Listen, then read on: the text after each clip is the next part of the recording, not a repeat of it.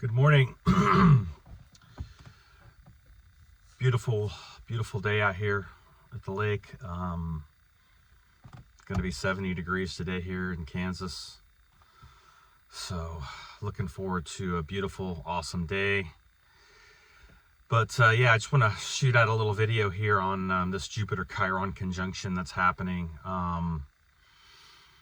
This is a very important transit this year to take advantage of. Kind of given a little bit of background on Chiron. So Chiron is a very powerful aspect. It's your soul's journey, man, and it's everybody's journey in context to their deepest wound and their greatest gift. Chiron is the shaman, the alchemist, the great teacher, So the mythos basically the mythos runs to Chiron being the son of Saturn, and basically the also the son of Philaera. So when he was born a centaur, half horse, half man, and because of that, he was abandoned by his parents. And basically a lot of shame, a lot of guilt, which, this is a deep wound in the psyche of humanity, abandonment, rejection. And so this is actually the first wound of Chiron as a child, being rejected, being abandoned by his parents. And when that happens to us, that wound happens to us, whether it's being abandoned just emotionally by your parents, or being abandoned, and rejected in context to, their woundedness being projected upon you as a child. It becomes very difficult because, once you get past that 7 years, 7.5 to 8 year age, where your aspects are being, your foundations are being built subconsciously. It takes time, for them to, become into manifestation, where you start to actually feel that guilt and shame, because you start to realize, on a conscious level, you start to realize that you've been rejected, you've been abandoned, you've been, demoralized, you've been told all the bullshit in context to, the family upbringing and dysfunction within the family unit, maybe a divorce, maybe separation, maybe death in one of your parents, whatever it may be. You're feeling that abandonment, you're feeling that rejection, you're feeling that shame, that guilt, that lack of self-worth, lack of self-validation, not being validated by your mother, not being validated by your father. And this is the first wound of Chiron in context. So at that point, there comes a need, or a great need inside of us for a mentor, someone to show us the way, someone to help us find our path, find our purpose, because Chiron is your purpose as well. It's your gift, right?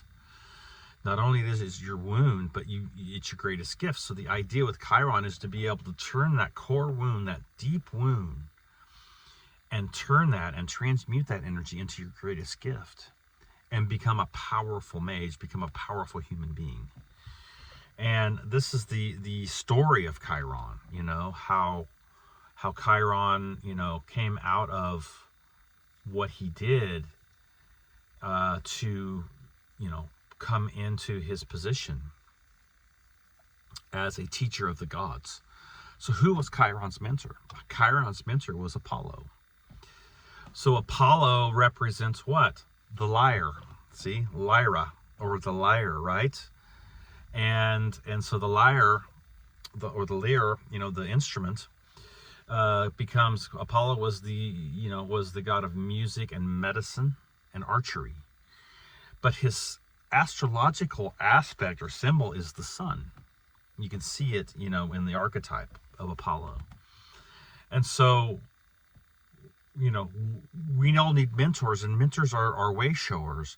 But ultimately, it's the heart core intelligence, it's your first eye, that is your teacher. The sun, see? The sun, the ignition of that within you becomes the teacher in your life, the main teacher. And then you have, you have mentors, and then you have, indirect mentors that, you glean from, and that you take, and things that resonate with you, and it's your soul's journey, right? So you're journeying through this aspect of self-sacrifice, healing, and transmutation into what? That sun energy, that core energy that you want to exude out of you, and so this was, Chiron's first mentor was Apollo, and Apollo basically taught him, i.e. heart core intelligence, star core ignition, taught him, through that process to be able to see. So he became a musician, an astrologist, a medicine. He taught Asclepius. Asclepius is represented in context to Ophiuchus, and that is, the serpent of wisdom running up the staff, in context to Ophiuchus and the 13th gate. So that's why Chiron and Ophiuchus are connected in context to that energy of medicine and healing and transformation in context up to the 13th gate. And then from there, you take it to the galactic spiral where there's basically 88 constellations that you're working with as well in context to star points. So where we're at now with the Chiron aspect is we are conjunct Jupiter. And Jupiter was also taught by Chiron. That's the other thing. It wasn't taught by Saturn. Jupiter is the son of Saturn, but it also was taught by Chiron, see? So you've got a mentor and a teacher conjunct in Aries of the warrior, see? And so you start to realize that energy right there is very, very powerful in context to your warrior codes and healing the warrior aspect within you, and allowing that, those narcissistic tendencies, those deep, tyrannical, distortions and overlays to really be seen now, because everything's being expanded. So it's really opening up an aspect here for Chiron and Aries to begin to have an epiphany of certain things and certain aspects now that still need to be worked on and healed, so that our giftings can become more powerful and more online in context to our purpose and what we're doing here. So it's your soul's journey, it just becomes, basically, the depth of that wound becomes very, very magnified right now. And also your gift is becoming magnified right now. So this is a very powerful transit that's going on. You start to realize that basically Chiron taught Asclepius, Chiron taught Achilles, Chiron taught Hercules, right? So these are all, basically warrior aspects in context to this, because, Hercules, is representing what? The power of that masculine force that, that needs to be in a line. Achilles, we always talk about Achilles or the Achilles heel, right? What is your weakness, see? And you start to realize that there's nothing wrong with having a weakness, but until you recognize what that weakness is, you can't strengthen it, because you don't have the awareness in context to truth, what we're wielding to truth, and bringing things to light in context to the ignorance or the karmic aspect. So the ignorance becomes your weakness, see? Because that weakness, or that Achilles heel, is the ignorance in context to this. And once that ignition takes place to the teaching of your connection with the higher force, and then your mentors are coming online as you seek those out, because we all have abandonment issues. We've all got these rejection issues. We've all got this, we want to fit in. We want to, be a part of something bigger than ourselves. Let me tell you something. There's nothing bigger than you knowing who you are. That is the apex of this path work. And then everything flows from the center of that in context to Libra, and balance and harmony, and having your thought and emotion in alignment, and you're not being pulled constantly every day back and forth with the bullshit, right? But you're in alignment, and you're able then to actually have awareness to keep your heart light as a feather, and move through those gates of wisdom, see? And you start to realize that that's part of the process of this path work that we have to attain to, and it's not easy. It's not easy because everything in this world, in this reality field, from relationships to the bullshit circus that's going on around us, to all of the shit show that's happening out there, all is designed to pull you out of and keep you out of knowing who you are. And until you align yourself with relationships and with people that are on the same journey, that are really stepping up to the plate and wanting to know who the fuck they are, and you're aligning yourself with people who are ignorant, that's never going to serve you. That's why the process of separation with alchemy is there. Because you have to be aware of what is actually toxic and what's not. And if you're ignorant and you're not aware of what's actually going on inside of you, whether it's toxic, not toxic, you don't fucking know, you're going to just continue to stay on the bullshit time after time after time, and get pulled into the same loops and the same shit every day, every week, every month, every year. This is where your Chiron aspect, see, because the Chiron wound, the major portion of that wound is your house placing back behind your gate that Chiron's in. So that house placing becomes your aspect to your woundedness. You know, it's the majority of where that wound sets in context. So, you know, when you start to look at things, you start to realize that, you know, basically the second wound that Chiron got, and this is interesting, the second wound that Chiron got is in his teachings. So he's teaching Hercules, right? And Hercules accidentally shoots an arrow, and the arrow is basically, the arrow point has the blood of a hydra on the end of it. So when he shoots it, it hits Chiron in the thigh, right?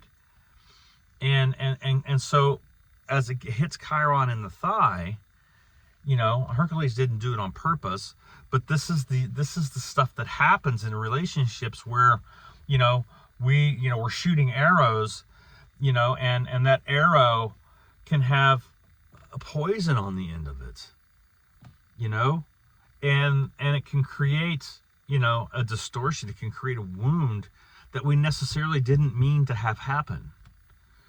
And that's part of dealing with relationships, or that seventh gate, in context to that, because what is the other astrological part of Apollo is Mercury. So it's communication in context to your heart, you know, to your heart, or what's opened in your heart. And sometimes those communications get twisted in the air. It's almost like, you know, kind of the Amalekite aspect, you know, it gets twisted in the air. And so by the time it gets to from the sender to the receiver in context to the message, right? Even dealing with the mythos, you know, with the eagle, you know, at the top of the tree, and you know, the dragon at the bottom of the tree talking shit with each other, but they're not really, as above so below. See, it's what? It's the fucking squirrel that's causing the problem, you know, in context to what? Just, you know, your monkey brain, you know, it's just, you know, your squirrel brain. You're not able to focus on anything. So the higher and lower aspects aren't synchronizing in context, see? So what has to happen is, as above so below, we have to realize that the shadow dragon is the problem in context to your ego, you know, not being in alignment. And the eagle, which is the higher aspect then, you know, of who you are, then is not connecting to the below aspect, right? You know, because basically what happened is that when he got hit, that wound wouldn't heal because it was tainted with the blood of a hydra. Sound familiar? Does it sound familiar? The hydra? when you start looking at the mythos, you start seeing it repeat and play out. See? So how did Chiron overcome? How did he overcome? He sacrificed his immortality, is what he did. And when he sacrificed his immortality, he sacrificed himself unto himself in context to who he was in that particular framework and version of himself to the gods, teaching the gods, and bringing himself into a place where he literally allowed himself to die. And that death then created a sacrifice. And then he literally took the place of Prometheus in Tartarus, which is hell, or Helheim, if you want to use that particular term in context. So basically he had to journey down into his underworld again to transmute the energy so that he could heal. Sound familiar? See? And this is the aspect of being able to heal, what a hydra is. What is a fucking hydra? You cut off one head and two more grow back. You cut two heads and four more grow back. It's continuing on and on and on and on, But eventually Hercules was able to kill the hydra. See? It's your warrior aspect. You can't give up. You have to keep moving. Even though those wounds continue to come up and they continue to, bring that aspect up into your waking consciousness, you got to continue to transmute. You got to continue to move forward, because at one point you are going to be healed. And that wound is going to be a scar. And from that scar, you're going to be able to teach. And you're going to be able to be a witness in this world. And so that helped then after the transition into Tartarus with Chiron, it put him in a position of transcending the duality aspect and bringing himself into a place of immortality in context to the witness in the sky, being one of the largest constellations, Centaur, being one of the largest constellations in the night sky. His immortality then was restored in context to that, to his legacy and to who he truly is, in transcending the duality aspect. The pendulum swing, being pulled apart, being pulled back and forth, being moved and swung, all that bullshit, see? And so with this particular transit that we're in with Jupiter and Chiron, Jupiter is expanding the energy of Chiron right now in Aries.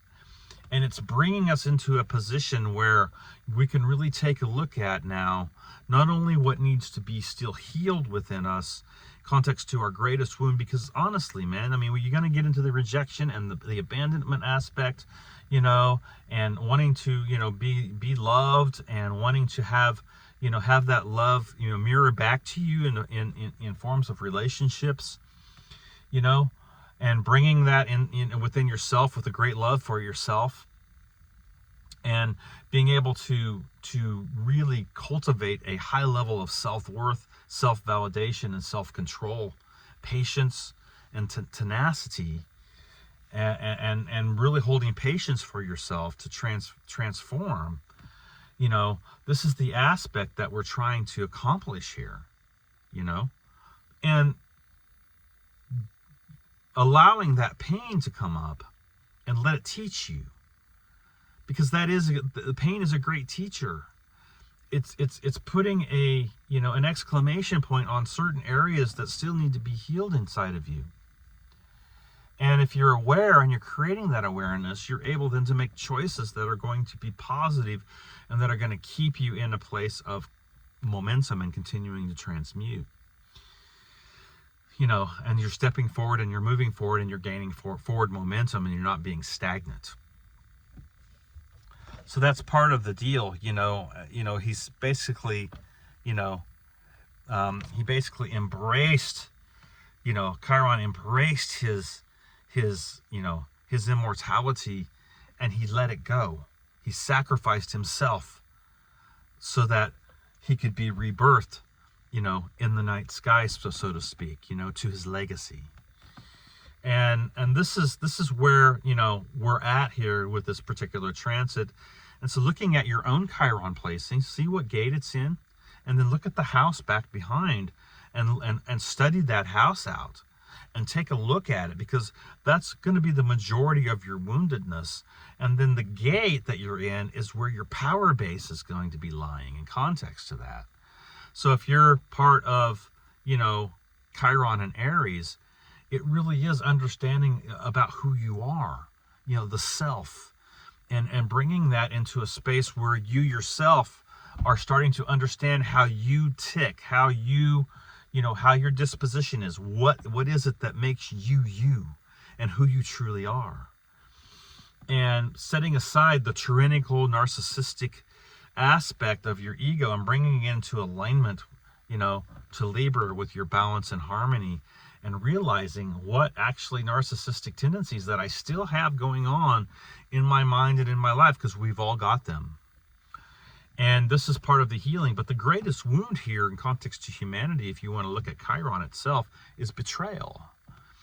So betrayal becomes it's weaved in there in context to a lot of different things with that core wound. But it is the main plug into this aspect, because no one wants to be betrayed. No one wants to be betrayed, and the greatest betrayal in humanity is betraying your own true core essence of who you are. Staying in the dream fog and the miasma and the ignorance, and not allowing cosmic principle and truth to become a part of your life, and embracing that truth in the midst of your pain, so the pain and the woundedness can be healed. Because it's really willful ignorance that keeps you there.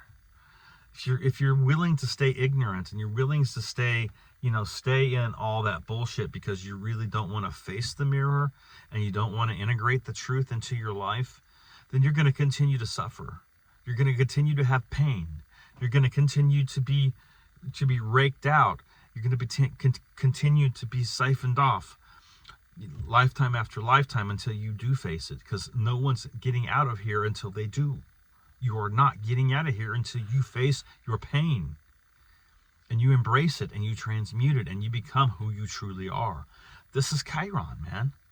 And this is the aspect of Chiron. So Aries becomes, Chiron and Aries becomes a very critical aspect to, the whole journey of our soul. Because we're all the planets. We're all the constellations. We're all the zodiac. See, we are the zodiac men and women in context to this. But this is the work that we came in to do now. And then all of that, when you start really gaining momentum and you start feeling your giftings come on, and you start to feel that wound being healed, this all translates to vibrational correspondence and the broadcasting and our choices that we're making into the ethers. This is how we heal. This is how we heal us. This is how we heal you. This is how we heal me. This is how we heal the planet. And Chiron becomes a very much of a kingpin to Ophiuchus in context to that connection to the 13th gate, and understanding, the healing of the dragon lines. So this is a very powerful transit. And, Mercury is involved here as well, and so is Mars in a very soft, what's called triangulated aspect. And it's a very powerful aspect to, because basically Mercury and Mars are in air signs. Mercury being in Aquarius, Mars being in Gemini.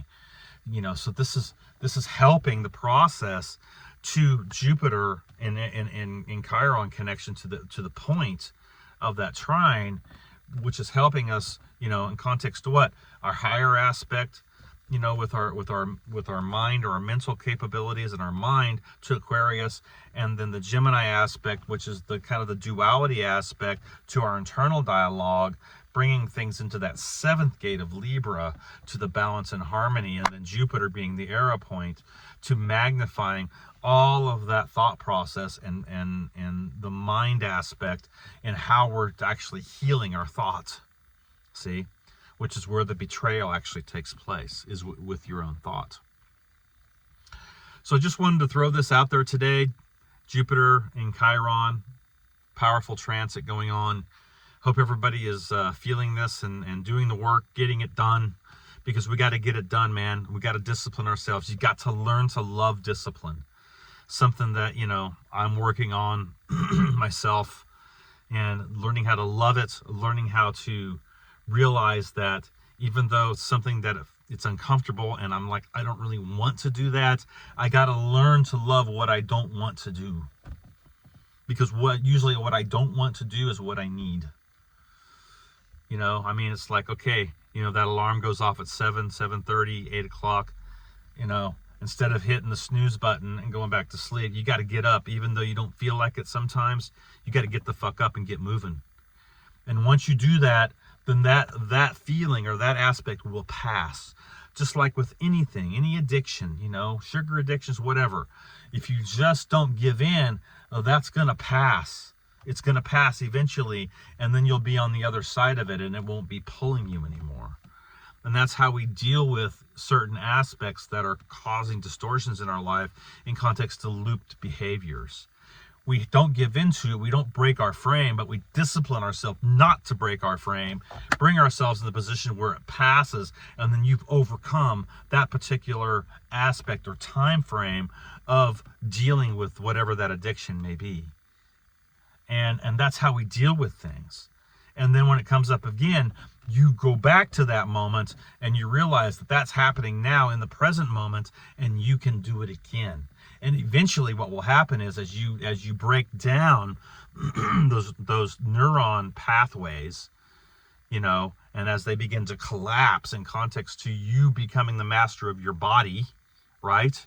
And your thought and emotion, you're creating new pathways that are opening up to prosperity, to abundance, to prospering your soul and your physical body and your mind. And this is how it works. And so you've got to collapse those old neuron chains, those old pathways that we've built in context to the programming. Those have to be collapsed. They have to be, dealt with. And then we have to create the new ones. And this is another part of Chiron, is the alchemist.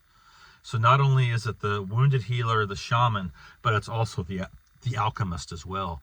Being able to really learn how to transform energy in context to that. And that's your gate placing. See, my Chiron's in Pisces.